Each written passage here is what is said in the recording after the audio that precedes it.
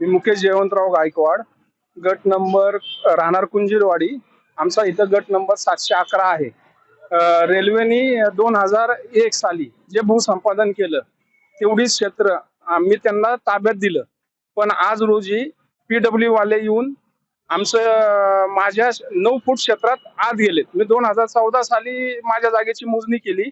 त्यावेळेस त्यांनी जी मला हद्द दाखवली त्या हद्दीप्रमाणे आमचं क्षेत्र भरतंय. पलीकडे माझ्या चुलत्यांनी मोजणी केली, त्यांचंही क्षेत्र भरतंय. पण ह्यांनी अचानक येऊन जवळजवळ 8 ते 9 फूट आतमध्ये पाईपलाईन साठी आम्हाला खोदकाम करायचंय आणि जर करून नाही दिलं तर पोलीस बंदोबस्तात हे काम आम्ही करू. मी त्यांना 2014 साली केलेल्या मोजणीचे सगळे पेपर दाखवलेत, त्याची क प्रत दाखवली आहे. तरी आज ती लोक पुन्हा आलीत. तर मी त्यांना तशी कल्पना दिली की मी परत एकदा मोजणीसाठी अर्ज करतो. जर माझं क्षेत्र भरलं आणि हे क्षेत्र जर तुमचं असेल तर तुम्ही घेऊन टाका, आणि जर माझं क्षेत्र भरत नसेल तर मात्र माझ्या क्षेत्रामध्ये तुम्ही काम करू नका, आणि जोपर्यंत मोजणी होत नाही तोपर्यंत तुम्ही मनगडशाहीने माझ्या जागेवर ताबा घालण्याचा प्रयत्न करू नका, अशी मी त्यांना विनंती केली आहे. आणि त्यांनी जी पाईपलाईन करत आहेत ड्रेनेज साठी त्याचा कसलाही त्यांच्याकडे प्लॅन नाही.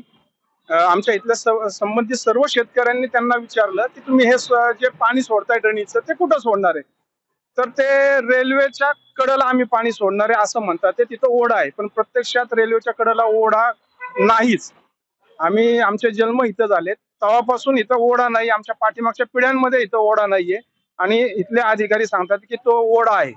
आणि संबंधित पाणी सगळं आजचा चालू तारखेला जे पुलाचं पाणी येतंय ते सगळं राहुल तुपे ह्याच्या रानामध्ये जातं. सर्वसाधारण 4-4.5 महिने त्याचं पूर्ण 1 एकर क्षेत्र पाण्याखाली असतं, आणि त्याची या अधिकाऱ्यांकडे कसलीही कल्पना नाहीये. जर तुपे वस्तीच्या साईडला पाहिलं तर तुपे वस्तीच्या साईडला बऱ्याचशा लोकांच्या घरामध्ये पाणी शिरते, आणि तसे व्हिडिओ काढून संबंधित अधिकाऱ्यांना PWDच्या अधिकाऱ्यांना दाखवलेत, तसे अर्जही त्यांना केलेत, पण आज तागायत त्याच्याबद्दल कसलीही कारवाई झालेली नाही.